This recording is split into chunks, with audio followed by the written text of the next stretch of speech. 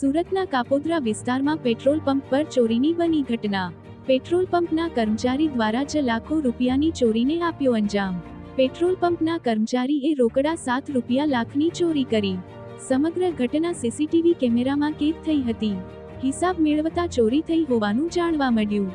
Petrol પંપના manager દ્વારા Kapodra police મથકે ફરિયાદ નોંધાવાઈ હતી।